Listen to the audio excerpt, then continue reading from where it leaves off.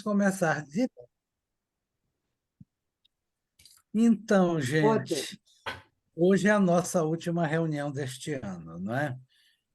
E nós vamos, como nós estamos seguindo o texto, mais ou menos linearmente, e a partir deste de hoje a gente vai dar alguns avanços mais rápidos, porque eu estou fazendo a coisa dessa maneira também levando em conta que há pessoas que estão iniciando a formação em psicanálise e tentando fazer, mesmo para aqueles que já têm longo percurso, tanto na teoria quanto na clínica, tentando fazer a coisa interessante para vocês, para esses também, porque o meu objetivo é mais ou menos resgatar o ato criador de Freud neste capítulo 7º da interpretação dos sonhos, que ele vai, ao mesmo tempo que ele vai escrevendo, ele vai criando a teoria.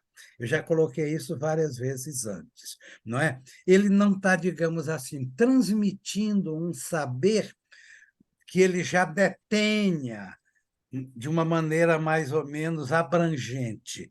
Ele até que já detém, porque ele tem todo um saber acumulado aí em 1898, 99, quando ele está redigindo a interpretação dos sonhos. Mas é aquilo, o ato de exposição é, ao mesmo tempo, o ato de criação.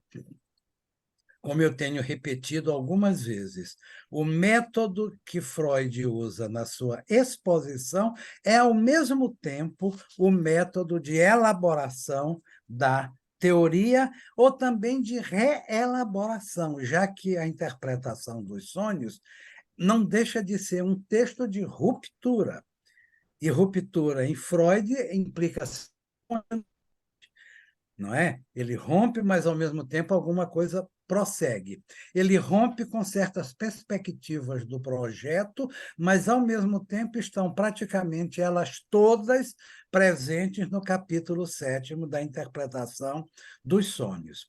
A ênfase ao que Freud chama de aspecto econômico é maior no projeto do que na interpretação dos sonhos, de modo que alguns dizem que é um corte, um salto que ele dá de uma energética, não é, para uma hermenêutica, não é, de sair de uma ênfase ao aspecto econômico, que é o que tem a ver com as intensidades psíquicas, para a interpretação dos sonhos, que, como o próprio nome diz, interpretação é uma espécie de hermenêutica, e aqui ele vai fazendo uma elaboração sistemática do arcabouço da teoria psicanalítica, ao qual, mais adiante, ele vai designar como metapsicologia, não é?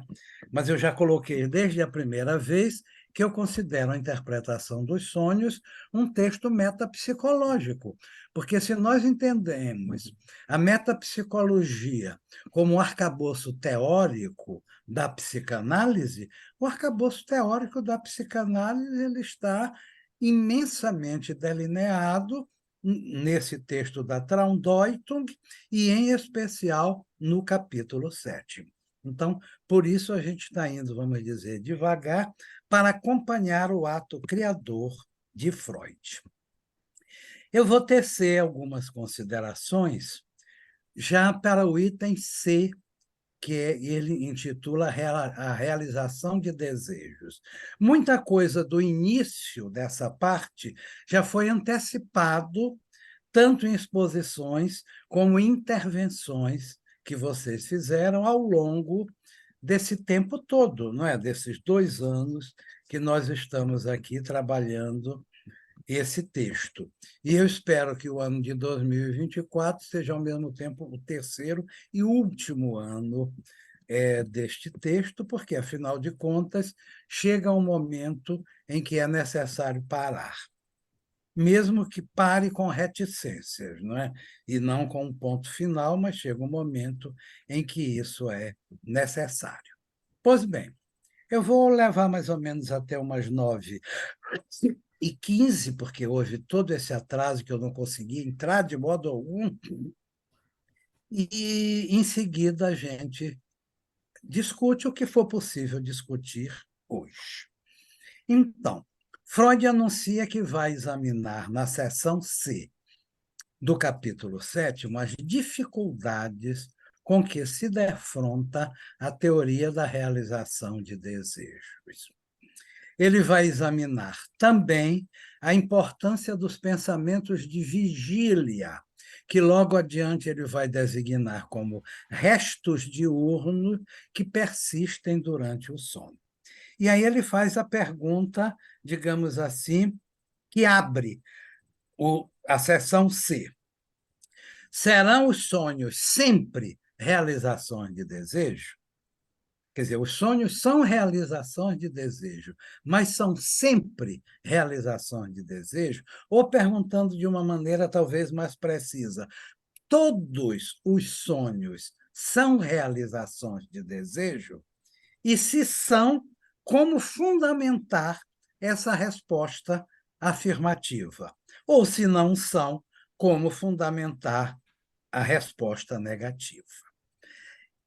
Ele faz primeiro uma referência ao que ele chama de sonhos de pura realização de desejo, como os sonhos de crianças pequenas. E relaciona como algo diferente o que ele chama de sonhos distorcidos pela ação da censura onírica, como parecem ser os sonhos de todos os adultos e mesmo a maioria dos sonhos infantis. Então, apesar dele ter falado em sonhos de pura realização de desejo, que seriam aqueles sonhos em que a censura não interviria, mas ele, apesar de dizer como sonhos de crianças pequenas, ele logo faz uma retificação disso e que os sonhos dos adultos e mesmo a grande maioria dos sonhos infantis são afetados pela censura. O mecanismo onírico, ele supõe a participação da censura. É a partir da participação da censura que se pode falar em conteúdo manifesto, em conteúdo latente, em deformação dos sonhos, em trabalho do sonho e todo um conjunto de conceitos que ele vai articular mais adiante. Em seguida, ele põe em discussão a origem psíquica dos desejos que se realizam nos sonhos, para concluir que apenas os desejos inconscientes, ou seja, recalcados, possuem força psíquica suficiente para produzir um sonho. Então, novamente, entra aqui o fator econômico como uma condição sine qua non. Só um desejo recalcado possui força psíquica, intensidade psíquica suficiente para produzir um sonho. Ou seja, para produzir uma regressão onírica, uma transformação daquilo que seria pensado em algo que será visto, que se apresentará perante o sonhador, digamos assim, como uma cena, não é? A famosa cena onírica. E ele ainda diz: anseios, preocupações, temores, impressões e anelos pré-conscientes, quando muito reforçam a ação do desejo inconsciente, mas nunca a substituem. Então, esse é um primeiro ponto que ele amarra. Só um desejo recalcado, depois ele vai especificar melhor a natureza, de que natureza é esse desejo recalcado. Só um desejo recalcado pode possuir intensidade psíquica, força psíquica suficiente para E aí ele fala do papel dos restos diurnos nos sonhos, e ele vai dizer que os restos diurnos são sempre, ou são quase sempre, a gente tem que colocar esse quase aqui, porque não dá, e ele não diz propriamente sempre, ele fala no papel dos restos diurnos, que eles têm duas características que os marcam, embora talvez não necessariamente, o fato de serem recentes e de serem indiferentes. E aí ele vai explicar por quê. O recente não tem muito o que explicar. As impressões recentes, os restos diurnos recentes, diz ele, podem servir, não é, para a formação de um sonho, porque justamente porque são recentes, ainda não houve tempo para que eles fizessem associações que os tornassem, digamos assim, um empecilho para que o desejo inconsciente transferisse para eles a sua carga psíquica, para neles operar uma representação onírica. Então, o recente está explicado. O indiferente, quer dizer, aquelas impressões que o sujeito até ocorrem ao sujeito, às vezes um pensamento que ocorre durante o dia, um pensamento súbito, que logo o sujeito rechaça, como sendo algo, vamos dizer, pouco relevante. Então, são justamente essas representações que são mais propícias para que o desejo inconsciente transfira a sua carga para elas. Então, as recentes, porque ainda não tiveram tempo de fazer associações com material ligado ao recalcado. E por isso mesmo vai sofrer a ação da censura. E indiferente, porque justamente pela pouca importância que eles vão receber, eles sofreram um processo de censura que os tornasse também muito difíceis de o desejo recalcado fazer a sua transferência para eles. Então, esses restos diurnos são recentes e indiferentes, e que figuram, diz ele, com algum tipo de deformação no conteúdo manifesto para os quais se transfere a energia psíquica de representações inconscientes censuradas, conferindo a estes restos um imerecido grau de intensidade. Então, veja que a explicação aqui está toda ela calcada naquilo que Freud designa como aspecto econômico da metapsicologia, que tem a ver justamente com as intensidades psíquicas. E é interessante também observar o uso do transferir.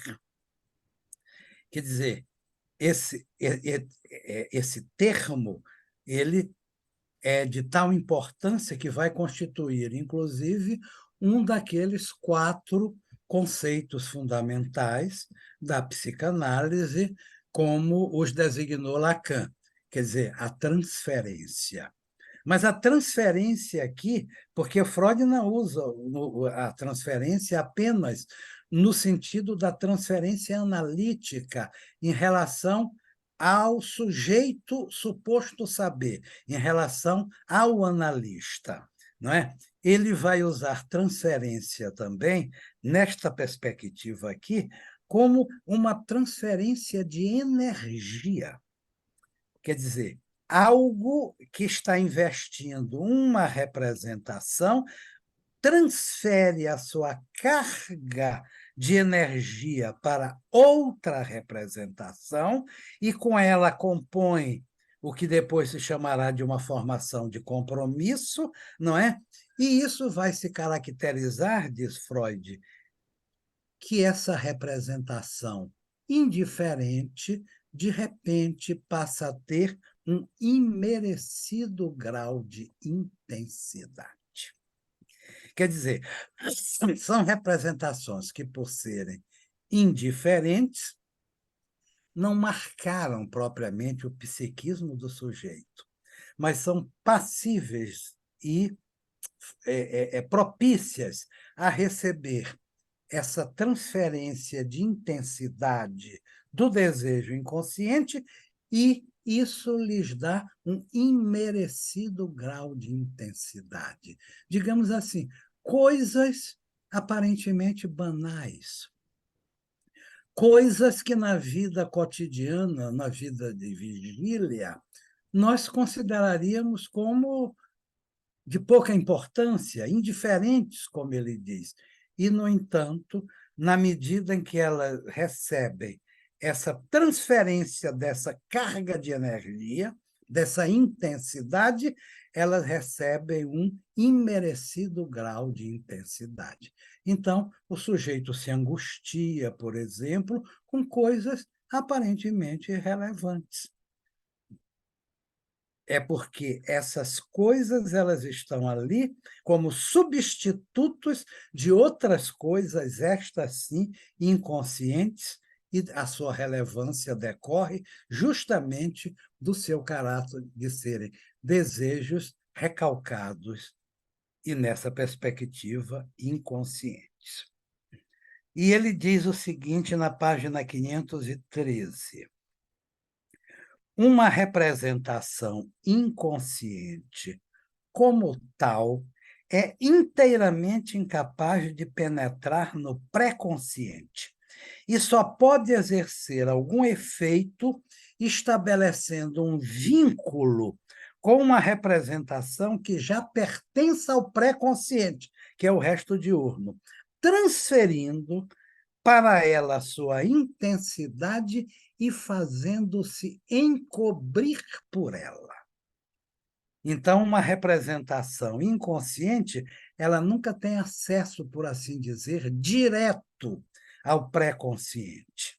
Ela só pode obter isso transferindo a sua intensidade psíquica para uma representação indiferente, pré-consciente, a qual vai ganhar uma imerecida intensidade e, ao mesmo tempo, vai exercer um papel encobridor. Quer dizer, aquela representação que vai aparecer como conteúdo manifesto, que é justamente essa que ele está se referindo, exerce também um papel encobridor. Porque o que ele chama de conteúdo manifesto, ao mesmo tempo revela e encobre o que ele chama de conteúdo latente. Ao mesmo tempo revela, porque se manifesta, tanto que é conteúdo manifesto, mas ao mesmo tempo encobre aquilo que está por trás, aquilo de que realmente se trata, que é uma representação ou um desejo inconsciente. Um resto diurno, portanto, só pode produzir um sonho recebendo esse reforço do inconsciente. O papel dos restos diurnos, portanto, é sempre secundário. Eles são necessários para a formação onírica, mas não são suficientes. Não é? Eles são necessários, os restos diurnos, porque é para eles que o desejo inconsciente recalcado vai transferir a sua carga de energia, mas eles não são suficientes. Um resto diurno, uma representação pré-consciente, por mais intensa que ela possa ser a esse nível, nunca tem força psíquica, como ele diz, suficiente para produzir um sonho. Muito bem. Então, aqui, eu acho que se pode fazer uma articulação que, da vez passada, já foi trazida aqui, que é uma articulação entre desejo, fantasia e sintoma, não é? Para a psicanálise, a fantasia é o suporte do desejo, não é? Quer dizer, o desejo ele não tem objeto propriamente, não é? mas o desejo encontra na fantasia o seu suporte. Daí a importância imensa da fantasia em toda a vida psíquica, não apenas na vida psíquica pré-consciente, como principalmente na vida psíquica inconsciente, porque as fantasias, evidentemente, também podem ser inconscientes. Então, a fantasia é o suporte do desejo. A fantasia permite ao sujeito uma espécie de interiorização, uma espécie de experiência de si mesmo. Enquanto o sujeito fantasia, ele, embora projete a fantasia para o exterior, ele, ao mesmo tempo, faz uma experiência de interioridade, não é? De um si mesmo que está pensando, vamos ser abundante, é lá consigo mesmo. Então, a fantasia tem esse papel absolutamente fundamental na formação não só do sonho, mas de toda a vida psíquica em geral. Uma subjetividade sem fantasia é simplesmente uma espécie de terra arrasada. Muito bem. Os sonhos representam, e neste ponto se vê bem a questão de por que os sonhos são a via régia para a sondagem do inconsciente. Os sonhos representam uma formação de compromisso, em que o conteúdo manifesto do sonho é um bom exemplo dessa relação entre o desejo inconsciente e os restos diurnos na elaboração onírica. Diz Freud, página 514. Assim, vemos que os restos diurnos não apenas tomam emprestado algo do inconsciente, quando conseguem participar da formação do sonho, ou seja, a força pulsional que está à disposição do desejo recalcado, mas também os restos diurnos oferecem ao inconsciente algo indispensável, ou seja, o ponto de ligação necessário para que aquela transferência, de que ele acaba de falar, se realize. Então, quer dizer, essa formação de compromisso vai ser a maneira em que um sonho ou um sintoma neurótico pode se produzir. O desejo inconsciente, que, como recalcado, ele não pode chegar diretamente à consciência, ele se liga a um resto diurno, ele se liga a fantasia pré-consciente, para a qual ele transfere a força pulsional do desejo recalcado e faz o ponto de ligação necessário para a formação de um sonho. E isso depois a gente vai retomar de novo, quando a gente tratar mais especificamente da relação entre o sonho e o sintoma, que Freud vai fazer logo adiante. Mas, antes disso, ele fala da imortalidade dos processos inconscientes. Os desejos inconscientes são indestrutíveis e imortais e nunca deixam de buscar expressão. Essa é uma questão crucialíssima para a psicanálise.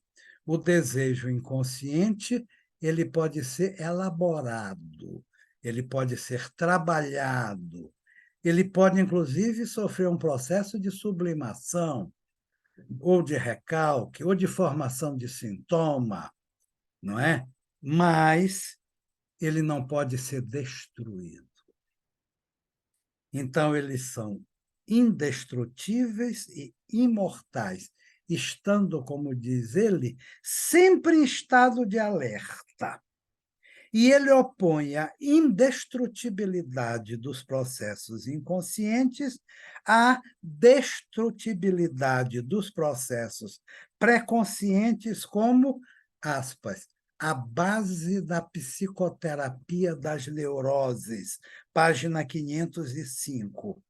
E a chave para compreender aquilo, acrescento eu, de que se trata na psicanálise. E aqui a gente pode também fazer logo uma referência, adiantando o que vem depois e que vai ser a seção D do capítulo 7º. Aqui nós podemos ver a força do inconsciente sobre o consciente e sobre toda a vida psíquica do sujeito. O propriamente psíquico é inconsciente, digamos assim, o psíquico no sentido próprio em Freud não é, inconsciente, e ao mesmo tempo que se vê a força do inconsciente sobre o pré-consciente, se vê também a força do processo primário sobre o processo secundário. Quer dizer, o processo secundário tem toda uma articulação, tem toda uma concatenação que o processo primário fura, interrompe, desconcerta, joga em uma outra perspectiva. E eu também acho que seria interessante, pegando aqui umas passagens que ele faz, tanto na página 528 como na 550, e em outros lugares também, de que o patológico ele não é propriamente algo que se acrescenta de fora.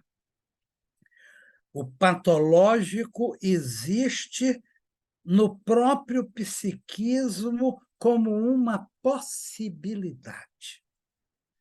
Quer dizer, dentre as diversas possibilidades que o psiquismo humano, ou seja, o inconsciente, apresenta, está aquela de elaborar formações psicopatológicas, formações que vão se apresentar sob a forma de sintomas, não é? No caso.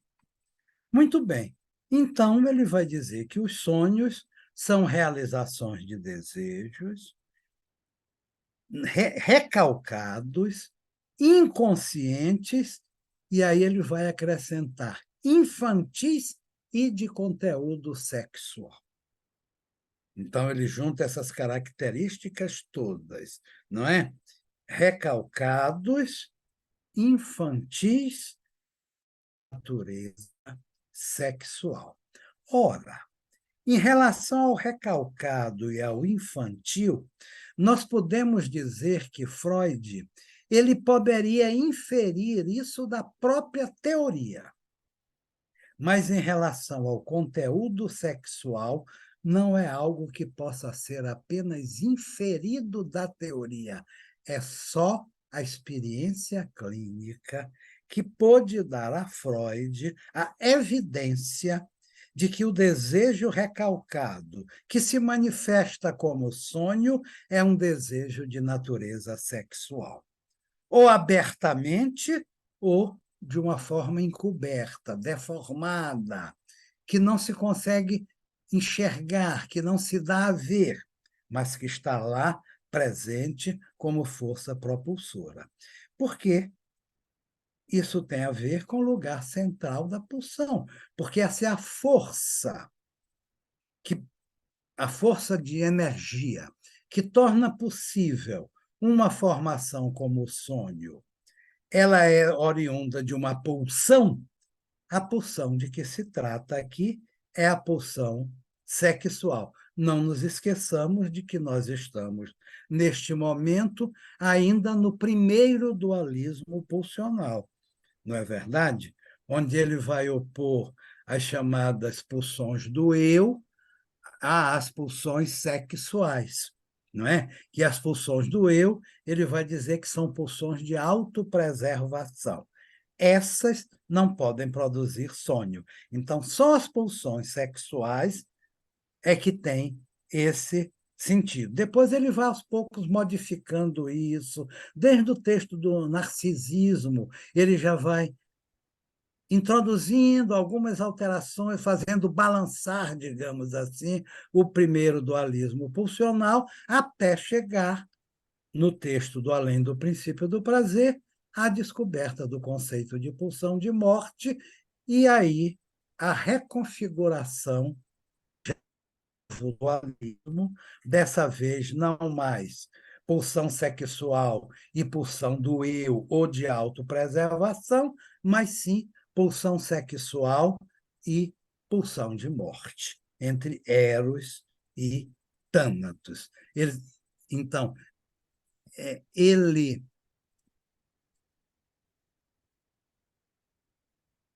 ele só vai alterar essa concepção no texto do Além do Princípio do Prazer. Mas em que ele altera? Eu acho que é interessante mencionar, inclusive para concluir, porque já são 20h16, por que ele altera isto, não é? Quer dizer, essa questão da pulsão de morte, não é? A qual Freud vai chegar por um tortuoso caminho no Além do Princípio do Prazer, que, aliás, é um texto exemplar disso que eu tenho insistido aqui, que, em Freud, o método de exposição é, ao mesmo tempo, o método de criação, muitas vezes, você vê que, no Mais Além, ele vai fazendo perguntas. O que está além do princípio do prazer? Aí ele vai definir em que consiste esse além. O que significa estar além do princípio? Freud diz que, para estar além do princípio do prazer, precisa satisfazer dois requisitos. Um, ser anterior a ele, ou seja, ser mais antigo do que o princípio do prazer. Dois, poder contrapor-se ao princípio do prazer. Até então, toda a vida psíquica é regida, para Freud, pelo princípio do prazer. O princípio do prazer rege inteiramente a vida psíquica. Mas, com a descoberta da pulsão de morte, o princípio do prazer ele não rege mais todos os atos da vida psíquica, porque vai haver uma coisa que vai satisfazer aqueles dois requisitos que ele aponta: ser anterior ao princípio do prazer e ser contrário, opor-se ao princípio do prazer. Essa coisa é o que ele vai chamar de compulsão à repetição. Quer dizer, a compulsão à repetição ela está diretamente ligada ao pulsional. E vai estar agora, já a partir de 1920, sobretudo ligada à pulsão de morte, ao pulsional enquanto tânatos. Não é? Então, mas para Freud chegar a isso, ele vai descartando algumas coisas. O que é anterior ao princípio do prazer? O que está além do princípio do prazer? Ou seja, que ao mesmo tempo é anterior e se opõe a ele. Ele vai perguntando: será o desejo? Claro que não. Se há desejo, é porque o princípio do prazer já está instaurado. Será o recalque? Claro que não, diz ele, porque o recalque, como medida defensiva, ele supõe que o princípio do prazer já esteja instaurado. Se o princípio do prazer não está instaurado, é impossível algo como o recalque. Então, não é o recalque que é anterior e que é além do princípio do prazer. Aí ele chega aos sonhos traumáticos, que é onde eu queria chegar aqui também. Ele chega aos sonhos traumáticos, que ele diz: aqui, pela primeira vez, podemos descobrir alguma coisa no sonho que não é propriamente uma realização de desejo. Aqui descobrimos uma coisa no sonho que tem a ver com uma outra coisa. E, a partir dos sonhos traumáticos, ele vai chegar à compulsão à repetição e, a partir da compulsão à repetição, ele vai chegar à pulsão de morte. Então, ele vai manter isto, não é? De que os sonhos e os desejos estão submetidos ao princípio do prazer inteiramente e vai começar a abrir uma exceção, ou seja, a enxergar um além do princípio do prazer como algo que lhe é anterior e oposto pela via dos sonhos traumáticos. Porque os sonhos traumáticos não são, nem nunca puderam ter sido uma realização de desejo. Então, se eles ainda assim insistem em se repetir, é porque um outro mecanismo, que não é o princípio do prazer, mas algo que lhe é anterior e contrário a ele, porque pode operar contra o princípio do prazer, mesmo na vigência deste, e pela via do sonho traumático, ele chega ao conceito de compulsão à repetição, e por essa via ele chega ao conceito de pulsão de morte. Então, eu acho que é aqui que a gente precisa parar hoje. Espero, porque eu fiquei ansioso, porque a coisa demorava muito, e eu ainda estou também com a garganta super irritada, então eu fiquei ansioso de dar conta, pelo menos minimamente, de alguma coisa que pudesse ser interessante, de modo que eu acabei falando com mais rapidez e andando mais rápido do que de costume, porque eu acho que ir devagar é uma das coisas que nós precisamos nos tempos de hoje, não é? Uhum. Ando devagar porque já tive pressa. Então, eu acho que para se estudar qualquer teoria é necessário paciência, não é? Aquilo que, de repente, me lembrei de Gérard Lebrun, um muito interessante filósofo francês, que eu tive o prazer de fazer um curso sobre hobbies com ele na Unicamp, em 1982 ou 83, ele chamou de A Paciência do Conceito. É um livro que é dedicado ao pensamento de Kant, em que ele estuda o pensamento de Kant.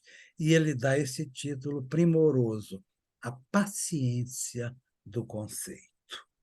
E é isso que eu acho que quem quer pensar precisa pôr em prática. É isso.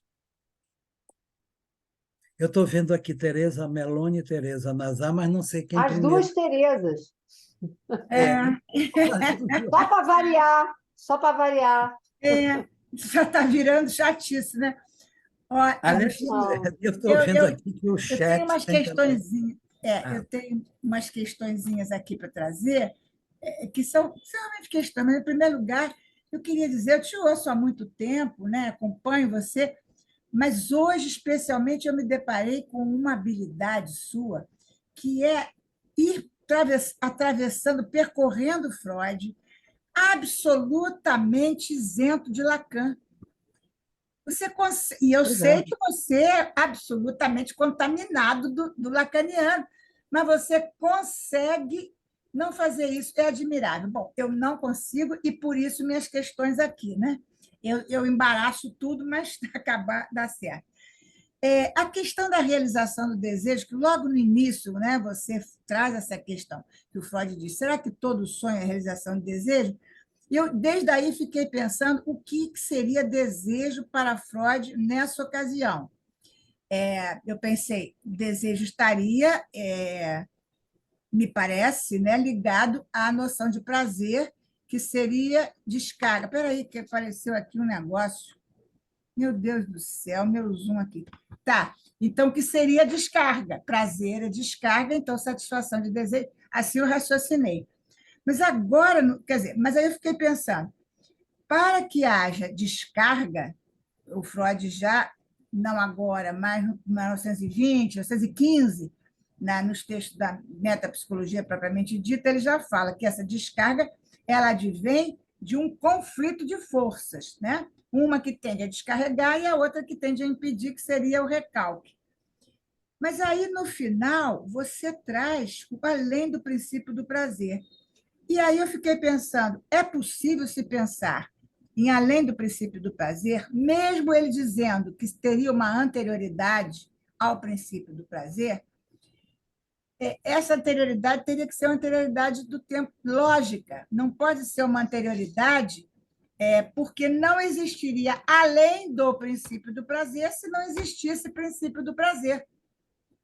Ou seja, é preciso que haja essa confluência de novo, e eu diria até uma certa tensão entre forças do além do princípio do prazer e o princípio que além pressupõe que haja um que não é além, certo? Sim.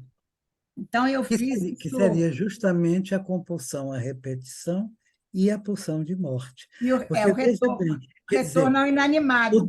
o desprazer, porque Freud primeiro chamou de princípio do desprazer. Sim, Depois é que sim, ele mudou para princípio do prazer. Talvez sim. até ficasse melhor ele ter chamado de princípio do desprazer, porque o desprazer seria a Acúmulo de elevação da tensão. intensidade Isso. e o prazer a descarga. Mas ele vai dizer que há um aumento de intensidade que, apesar disso, é sentido como prazer, como, por exemplo, a excitação sexual.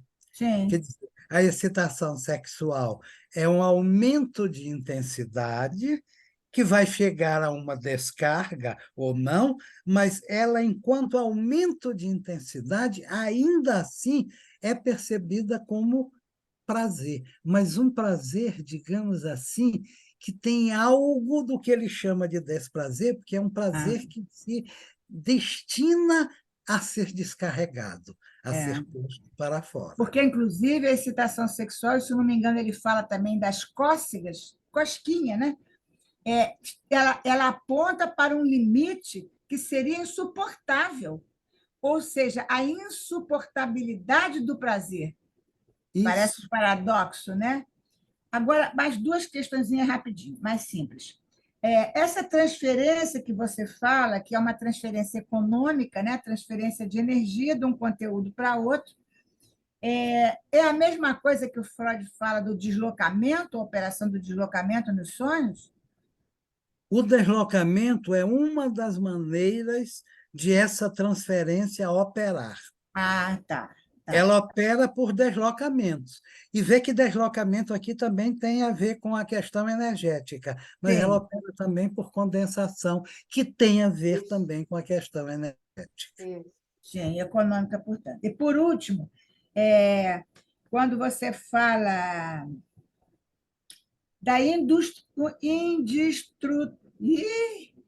indestrutibilidade do desejo, eu fiz, contaminada pelo Lacan, a associação de que é aquilo que não cessa de não se inscrever.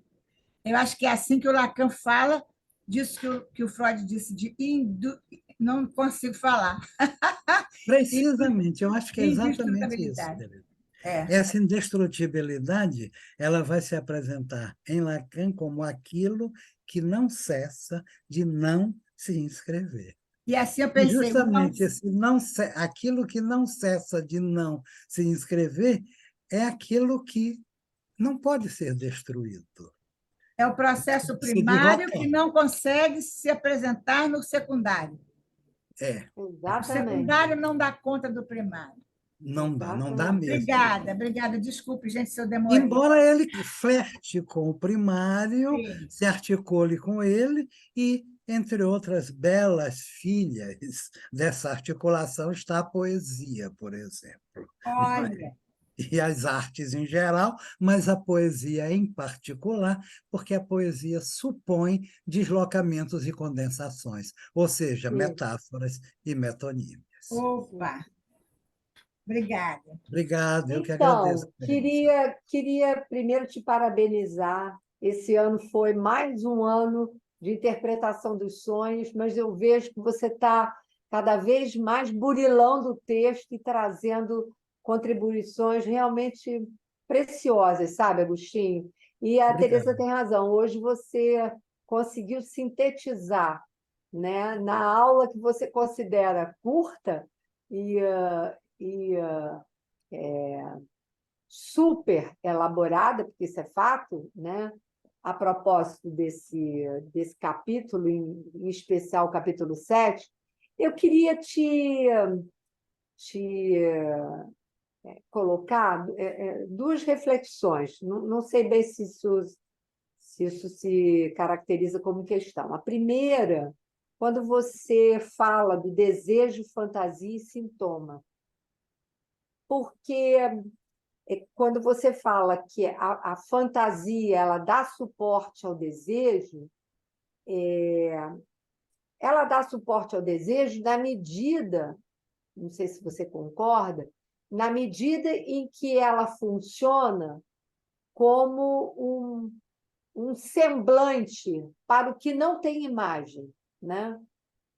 Efetivamente, a gente pode dizer que funciona como um semblante do que não tem imagem, porque o desejo não tem imagem, não tem objeto para início de conversa, portanto, não tem imagem. Mas a fantasia, ela escora nos pequenos objetos, né, que podem ser representados, objetos pulsionais, e aí daqui a pouco eu entro na segunda questão.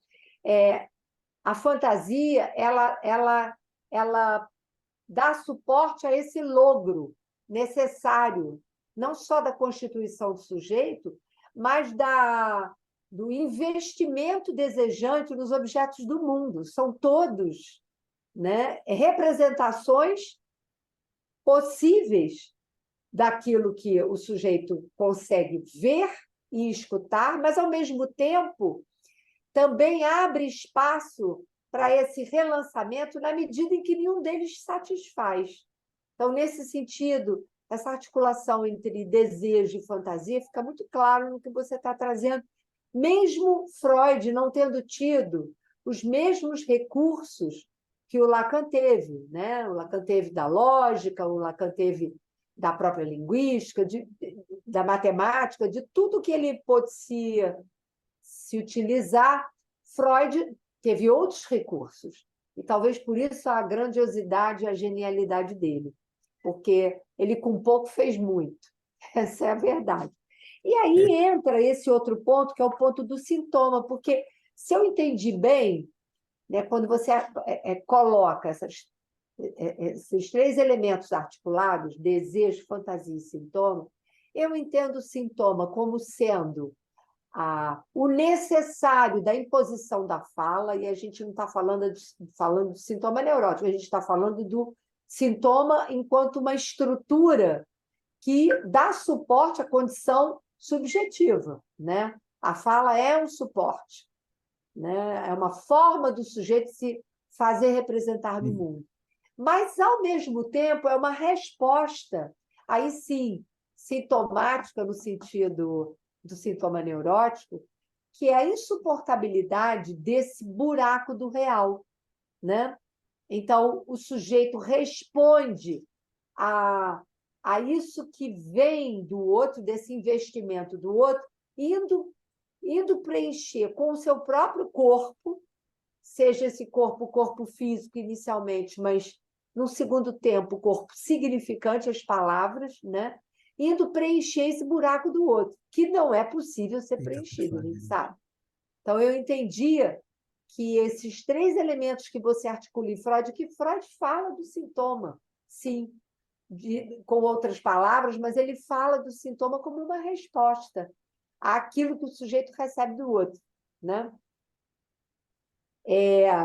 E o ponto que se liga a tudo isso aqui é o que você falou no final, sobre o mais além do princípio do prazer, quando você faz referência à pulsão de morte, e que é interessante, porque eu entendo que aquilo que não pode ter entrada efetivamente no inconsciente, enquanto tal, né, que tem a ver com pré-verbal, tem a ver com todos os objetos que estão no isso, né? São objetos que o Lacan, retomando esse texto do Freud, do ego e do id, ele vai dizer que esses objetos eles vão caracterizar, eles vão dar estofo à letra, aquilo que não cai sob a chancela do significante. Por isso, não tem entrada especificamente no inconsciente, passa direto, né, desse antes do verbal para num só depois, comparece num só depois, lá na consciência, se a gente quiser, né, como angústia. Comparece para o sujeito como angústia, porque não tem palavra.